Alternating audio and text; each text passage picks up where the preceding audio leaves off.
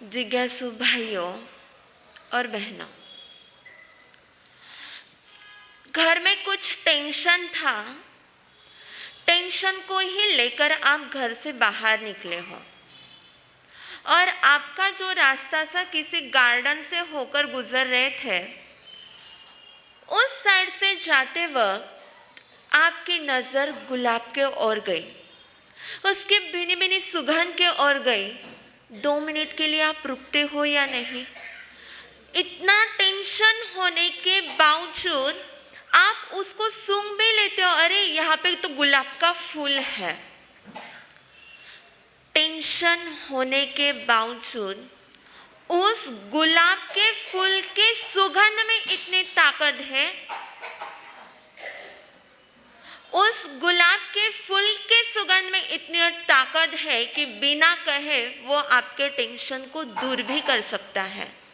और बहुत बार होता है जब पौधे पर फूल लगते हैं ना, और जब उनकी सुगंध आती है, मन को प्रसन्नता मिलती है, तब मन में बहुत बार सवाल आता है, इस फूल में सुगंध कहाँ से आती है? इस फूल में सुगंध कहाँ से आती है? शायद यह हमारे ही नहीं, आपके भी मन का प्रश्न होगा, आपके भी मन का सवाल होगा।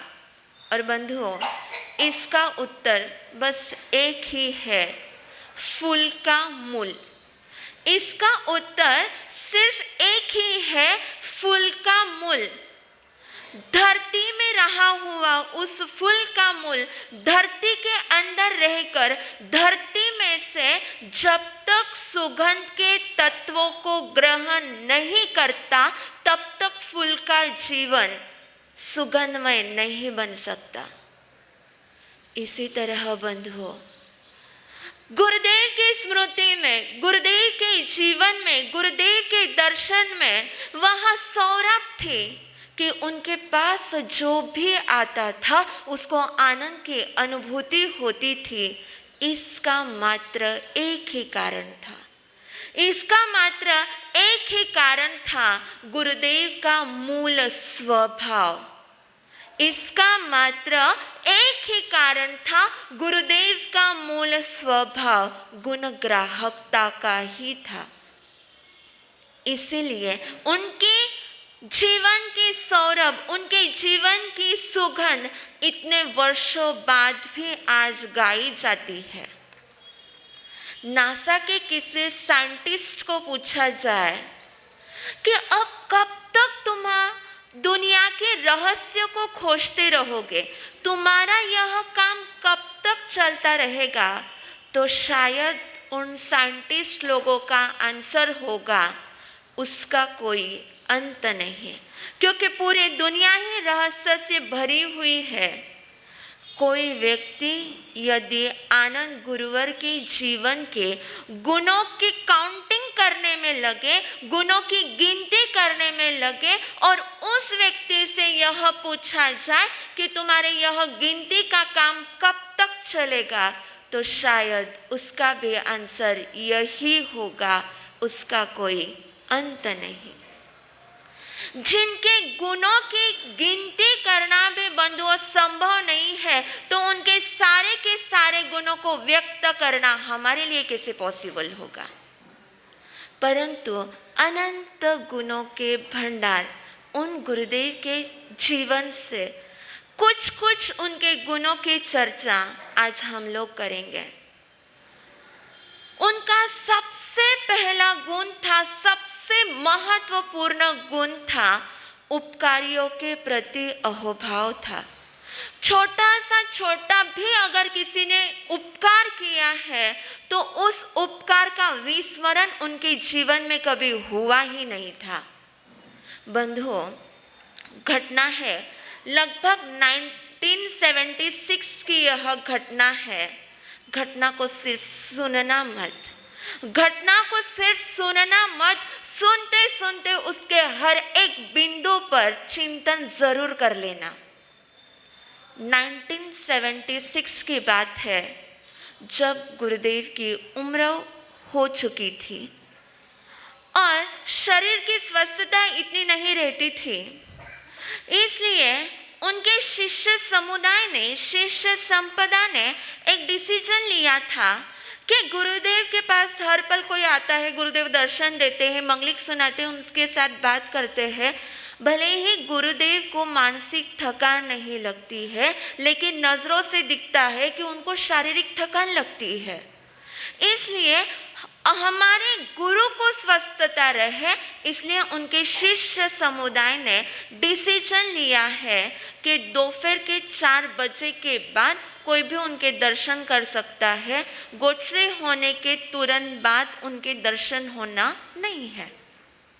विहार यात्रा चल रही थी, ये रूल भी फॉलो हो रहा था। देखो, ध्यान से सुनना बंद हो, यह रूल कोई गुरुदेव ने स्वयं ने नहीं बनाया था, उनके शिष्य समुदाय ने यह रूल बनाया हुआ था। गुरुदेव की विहार यात्रा चल रही थी। चलते चलते बारामती में उनका रुकना हुआ। स्थानक के बाहर बरामदे में गोचरी का समय हो चुका है, गोचरी हो चुकी है। गुरुदेव रूम में आराम फरमा रहे हैं, बिराजे हुए नहीं है, आराम फरमा रहे हैं। और बाहर 2-4 शिष्य जो है बाहर बैठे हुए, रूम से बाहर बैठे हुए। गुरुदेव को नींद लग चुकी है, शिष्यगण बाहर है और वहां से जो है एक वृद्ध व्यक्ति की गेट में एंट्री होती है। वृद्ध व्यक्ति कोई सामान्य नहीं था, उनके चेहरे पर उनकी वृद्धत्व भी झलक रहा था। वृद्धत्व के कारण उनके आंखों की रोशनी भी कम थी, इसलिए वे दरवाजे से पूछ रहे थे, यहाँ पे आनंद ऋषि है क्या, यहाँ पे आनंद ऋषि है क्या। आवाज में कोई भी नम्रता नहीं थी। शरीर पर जो कपड़े थे वहां पर कोई भी सादगी नहीं थी, लेकिन गंदगी जरूर थी। वो जब अंदर एंट्री कर रहे थे ना, तब भी कहीं ना कहीं बदबू आ रही थी। और ऐसा व्यक्ति वह गेट में आते से ही पूछता है, आनंद ऋषि यहाँ पे है क्या, आनंद ऋषि यहाँ पे है क्या। लेकिन बंधुओं, शिष्य संपदा को गुरुदेव के संस्कार थे। बहुत ही नरम शब्दों में शिष्यों ने कह दिया कि अभी गुरुदेव आराम फरमा रहे हैं, आपको दर्शन करना हो तो 4 बजे के बाद आपको दर्शन हो सकते हैं, आप अभी यहाँ से चले जाइए। आपको अगर बैठना हो तो बैठ भी सकते हैं, लेकिन 4 बजे से पहले हाँ, गुरुदेव के दर्शन आपको नहीं हो सकते, क्योंकि गुरुदेव का यह भी आराम और ध्यान का टाइम होता है। जैसे ही उस व्यक्ति ने ये वाक्य सुना, मानो कि ईंधन में चिंगारी डाल दी है। अरे कौन है वो आनंद ऋषि? बड़े बड़े लोगों के संत होकर के बैठे हैं, गरीब लोगों को कौन दर्शन देगा। मैंने सोचा था आनंद ऋषि जी मानसा वैसे नहीं होंगे, पर वो भी वैसे ही बन गए हैं। जोर जोर से चिल्लाने लगे हैं, क्रोध के गोले बरसने लगे हैं। अभी शिष्य लोग टेंशन में आ गए हैं। गुरुदेव आराम फरमा रहे हैं, ये भाई इतने जोर जोर से बोल रहे हैं, कहीं गुरुदेव की नींद डिस्टर्ब न हो जाए। इसलिए वहाँ पर स्थानक के जो कार्यकर्ता खड़े थे, संघ के जो कार्यकर्ता खड़े थे, उन लोगों ने को इशारा किया गया। उन लोगों ने उस वृद्ध व्यक्ति को बाहर लेके गए। वृद्ध व्यक्ति जाने को तैयार नहीं है। अरे ऐसे कैसे संत होते हैं, भक्तों को दर्शन नहीं देते तो किसको दर्शन देंगे। जोर जोर से बोल रहे हैं, कार्यकर्ता समझा रहे और बाहर उसको लेके गए हैं। 5-7 मिनट का यह प्रोग्राम हुआ होगा। उस वृद्ध व्यक्ति शायद गली के कॉर्नर से आगे निकला, चौराहे के पास गया और गुरुदेव का रूम का दरवाज़ा खुला। धीरे से गुरुदेव ने बाहर आए। वो गुरुदेव की वह उम्र थी जब गुरुदेव का विहार डोली में होता था, उनको चलना भी होता था तो एक हाथ में लकड़ी होती थी और दूसरे हाथ में शिष्यों का हाथ होता था, तब जाकर गुरुदेव कोई कदम उठा पाते थे। लेकिन आज तो गुरुदेव ना तो किसी का सहारा है, ना ही किसी शिष्य का हाथ है और ना ही हाथों में लकड़ी है, और गुरुदेव बाहर आए। बाहर आने के बाद गुरुदेव की नज़र किसी को ढूंढ रही थी। उस ढूंढती हुई नज़र ने अपने शिष्य संपदा से पूछ लिया, अभी अभी जो व्यक्ति आए थे वो कहाँ पर है? गुरुदेव वो बहुत ज़ोर से आवाज़ कर रहे थे, इसलिए उनको बोला कि आप 4 बजे के बाद आओ। अभी उनको बुला करके ला। गुरुदेव अगर उनको दर्शन करने ही होंगे तो बाद में आ जाएंगे ना, क्या ज़रूरत है उनको बुला कर लाने की? मैंने कहा उस व्यक्ति को अभी बुला करके ला। कार्यकर्ता वापस गए हैं, कोई कार्यकर्ता इस गली में ढूंढ रहा है, कोई कार्यकर्ता उस गली में ढूंढ रहा है। ढूंढते ढूंढते आखिर वह व्यक्ति मिल ही गया। पर बंधुओं, वो कोई वृद्ध व्यक्ति सामान्य नहीं था, शेर था वो भी। और कार्यकर्ता वहां पर पहुंचे हैं और कहा है कि गुरुदेव ने आपको बुलाया, अब मैं नहीं आऊंगा दर्शन करने के लिए। अरे गुरुदेव आपको बुला रहे हैं, आप चलो, एक बार आया था दर्शन नहीं करने दिए, अब क्यों आऊंगा मैं वापस? गुरुदेव आपको बुला रहे हैं, बहुत रिक्वेस्ट की है, बहुत मनाया है, तब जाकर के वह व्यक्ति आया है। आंखों में नजर नहीं थी। गुरुदेव के सामने लाया गया और कानों में कहा गया कि आपके सामने आनंद गुरुदेव खड़े हैं। बंधुओं, आनंद गुरुदेव को ज़्यादा देर खड़ा भी नहीं रह पाते थे, लेकिन जब तक वह व्यक्ति स्थानक में नहीं आया तब तक आनंद गुरुदेव दीवार का सहारा लेकर के खड़े थे। क्या बीती होंगी शिष्य लोगों पर? वह व्यक्ति सामने लाया गया और उसे कहा गया कि आपके सामने आनंद गुरुदेव खड़े हैं। वह व्यक्ति जितना पहले गर्म नहीं हुआ था उससे दुगना गर्म हो चुका है। क्या कैसे शिष्य है आप लोगों के? कैसे यहाँ के संघ के लोग हैं कि जो मुझे दर्शन भी नहीं करने देते? वो गरज रहे हैं और गुरुदेव बरस रहे हैं। पूछा, आपने भोजन किया? वो गर्मी दे रहे हैं और गुरुदेव ठंडक वाले शब्द बोल रहे हैं, आपने भोजन किया? अरे क्या खाक भोजन करो, यहाँ पे मुझे खड़ा भी नहीं रहने दिया है तो भोजन कैसे करने देंगे? कार्यकर्ता उस व्यक्ति को भोजन कराने के लिए लेकर के गए हैं। शिष्य ने सहज पूछ लिया, गुरुदेव आज दिन तक इतने लोग आए, इतने टाइप के लोग आए, आज दिन तक कभी भी आपने किसी को भोजन के बारे में पूछा नहीं, किसी को स्वास्थ्य के बारे में पूछा नहीं। वह व्यक्ति कौन था जिसको आप इतना पूछ रहे थे? तब गुरुदेव ने अपने पाठ पे बिराजे है और धीरे से कहा है, यह व्यक्ति मेरी का है, मेरी दीक्षा भूमि का है। दीक्षा लेने के बाद कुछ समय के बाद मैं रत्न गुरु के साथ मेरी पहुंचा था, तब मुझे बुखार आया था और यह वही व्यक्ति चांदमल जी गांधी है जिन्होंने मुझे बुखार की दवा ला करके दी थी। 50 साल पहले जिसने उपकार किया था, 50 साल के बाद उस उपकार की आवाज भी आ जाती है तो गुरुदेव नींद में से उठकर बाहर आते हैं।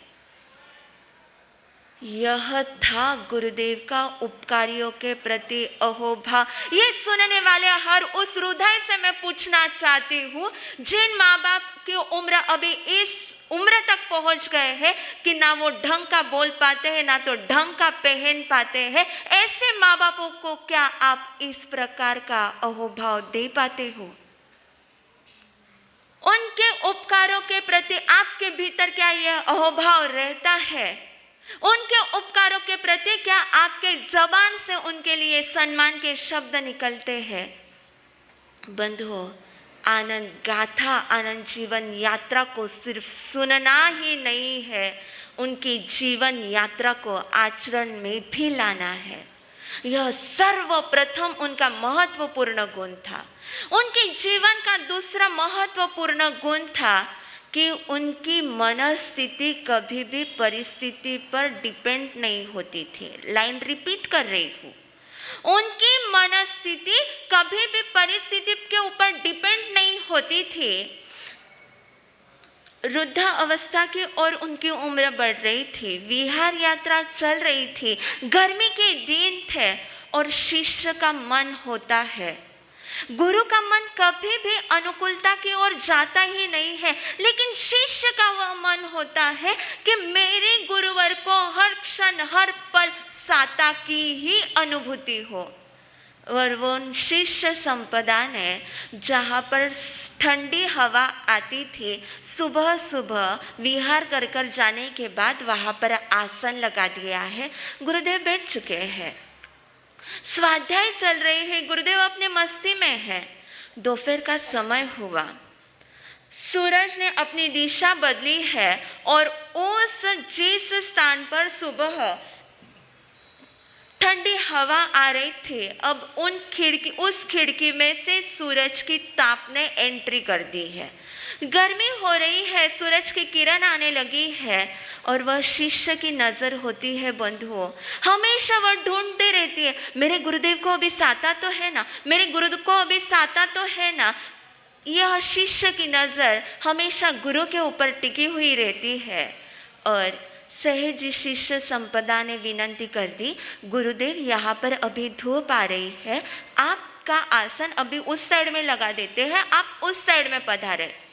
गुरुदेव ने ऊपर नज़र की, देखा और वापस अपने नज़र स्वाध्याय के बुक के ऊपर टिका दी। शिष्य लोगों को लगा कि शायद हमारी बात गुरु तक पहुंच नहीं पाई है। वापस शिष्य संपदा ने हाथ जोड़ करके विनंती की, गुरुदेव यहाँ पर धूप आ रही है, आपके शरीर के ऊपर धूप है, गुरुदेव आप इस साइड में पधारे, उस साइड में थोड़ी ठंडक है। गुरुदेव ने वापस नज़र ऊपर उठाई है, शिष्य के चेहरे की ओर देखा है, स्माइल दी है और वापस अपने स्वाध्याय में लग गए हैं। वो ही मस्ती है। गुरु शिष्य संपदा ने वापस कह दिया, गुरुदेव क्या फर्क पड़ता है, थोड़े टाइम आप यहाँ से उठ जाइए और उधर भी रहिए ना, वहाँ पे थोड़ी ठंडक है। गुरुदेव ने बंधुओं बहुत ही मस्ती में कह दिया, बहुत ही आनंद से कह दिया, जो स्थान मुझे सुबह आनंद दे रहा था ना, वह स्थान मुझे दोपहर में भी आनंद देता है। जिस स्थान पर मुझे सुबह खुशी मिल रही थी ना, दोपहर को उस स्थान पर भी मुझे खुशी मिलती है। यह होती है बंधुओं, गुरुदेव के आसपास की परिस्थिति बदलती थी, लेकिन गुरुदेव की मनस्थिति कभी भी परिस्थिति के अनुसार बदलती नहीं थी। सुबह सुबह उठते हो तो आप सोच लेते हो कि आज मुझे प्रवचन में जाना ही जाना है, और 8:30 को प्रवचन स्टार्ट होने वाला है, 8:15 को बारिश आ जाए, बोलो प्रवचन में आते हो, अरे पाउस गो नहीं जाओ ना। परिस्थिति बदली कि तुरंत आपकी मनस्थिति बदल जाती है। बंधु हम लोगों को तो हंसी तब बहुत आती है जब किसी को पूछा जाए ना, आज प्रवचन में दिखे नहीं, स्थानक में दिखे नहीं, मार सब पाउस गो तो निकल नहीं सके, और यहाँ पर आ गए हो, बारिश नहीं थी, यहाँ पर पहुँच गए हो, प्रवचन पूरा हुआ और बारिश स्टार्ट हो गई, क्या आप घर पर नहीं जाते हो? पर वो आनंद गुरुदेव थे, उनका संकल्प, उनकी खुशी, उनकी मनस्थिति कभी भी परिस्थिति के आधार पर नहीं बदलती थी। यह दूसरा उनका महत्वपूर्ण गुण था। इस प्रकार अनंत गुणों के धारक ऐसे आनंद गुरुवर के व्यक्तित्व से सिर्फ समाज ही नहीं बंधुओं, जन समाज ही नहीं, संत समाज भी उनके ओर आकर्षित हो गए थे। दोपहर का समय था, लगभग गोचरी होने के बाद का ही समय था। पूज्य सौभाग्यमल जी महाराज साहब और पूज्य श्री प्यारचंद जी महाराज साहब अलग स्थान पर रुके हुए थे और गुरुदेव अलग भवन में रुके हुए थे। दोपहर के समय दोनों महापुरुष गुरुदेव को जहाँ पर स्थान था वहाँ पर पधारे थे। दोनों गुरुदेव से बड़े थे, फिर भी छोटों के स्थान पर पधारे हैं। गुरुदेव ने आवा भगत किया, ओहो पधारो पधारो, आसन दिया है, और बहुत ही विनम्र स्वरों में गुरुदेव ने कह दिया, आपने यहाँ पर पधारने का क्यों कष्ट किया, आज्ञा दे देते मैं वहाँ पर आ जाता, इतनी कड़ी धूप में आप लोग यहाँ पे क्यों पधारे। तब पूज्य श्री मालो के श्री सौभाग्यमल जी महाराज साहब ने कहा, तुम हमारी मानते नहीं हो इसलिए यहाँ पर हमको आना पड़ा है। क्या कह दिया, तुम हमारी मानते नहीं हो, इसलिए हमको यहाँ पर आना पड़ा है। गुरुदेव ने हाथ जोड़ करके बहुत ही विनम्र स्वर में कह दिया, आज दिन तक मेरे मन से, मेरे आचरण से, मेरे मनों के भाव यह नहीं रहे कि मेरे आपके आज्ञा का मैं अस्वीकार करूं। आप आज से जो भी आज्ञा देंगे वो सर आंखों पर है। आज्ञा दीजिए, मैं क्या कार्य कर सकता हूँ, मैं आपकी क्या सेवा कर सकता हूँ।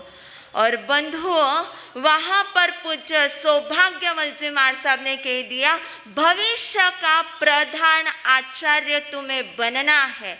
श्री वीर वर्धमान स्थानकवासी संघ के प्रधान आचार्य के लिए हम तुम्हें नियुक्त करना चाहते हैं।